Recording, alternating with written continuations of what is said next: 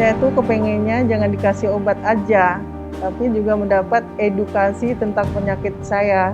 Soalnya kan kalau browsing doang, takut nggak bener ya. BPJS Kesehatan terus berupaya meningkatkan kualitas layanan untuk peserta JKN KIS. Salah satunya dengan berinovasi pada layanan kesehatan di fasilitas kesehatan tingkat pertama atau FKTP, yang selama ini menjadi ujung tombak pelayanan kesehatan peserta JKN KIS. BPJS Kesehatan berupaya memastikan penambahan FKTP kerjasama berbanding lurus dengan peningkatan kualitas pelayanan. Oleh karena itu, diterapkanlah KBK atau kapitasi berbasis kinerja yang telah dilaksanakan secara bertahap dan berlaku nasional pada tahun 2018. Ada alasan mengapa KBK diterapkan. Selama ini, FKTP rutin menerima dana yang disebut dana kapitasi tanpa melihat kualitas layanan yang mereka berikan. Hal ini terjadi karena belum tersedianya standar kinerja yang mendorong peningkatan kualitas pelayanan kepada peserta JKN dengan efektif dan efisien. Melalui kebijakan kapitasi berbasis kinerja, besaran dana kapitasi yang diterima FKTP akan berbanding lurus dengan kinerja mereka. Kebijakan ini terbukti efektif. FKTP semakin termotivasi untuk menunjukkan peningkatan kinerjanya. Ada 3 indikator yang diukur oleh BPJS Kesehatan. Pertama, angka kontak, di mana FKTP didorong untuk proaktif menjadi pemberi layanan pertama bagi pesertanya.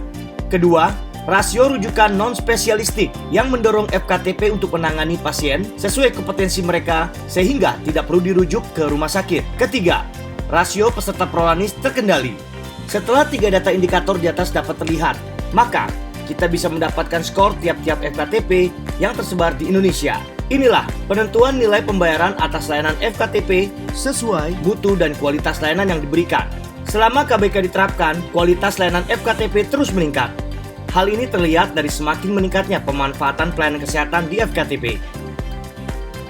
FKTP meningkatkan pelayanan kesehatan sesuai tata laksana dan indikasi medis bagi peserta JKN, yang dapat dilihat dari penurunan rasio rujukan ke fasilitas kesehatan rujukan tingkat lanjutan.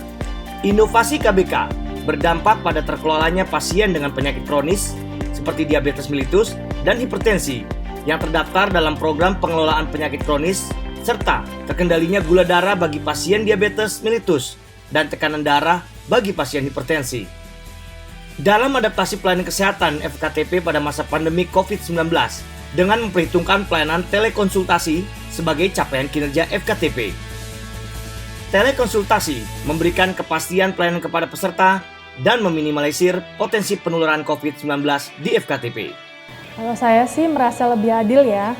Kalau performa kita baik, pastinya kita akan mendapatkan pembayaran kapitasi yang lebih maksimal.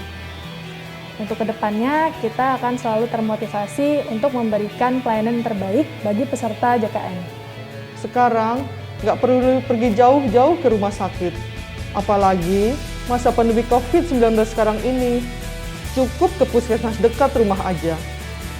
Saya merasa lebih nyaman karena setiap bulan kondisi penyakit saya dikontrol secara teratur oleh puskesmas setiap bulannya dan juga mendapat informasi kesehatan tentang penyakit saya.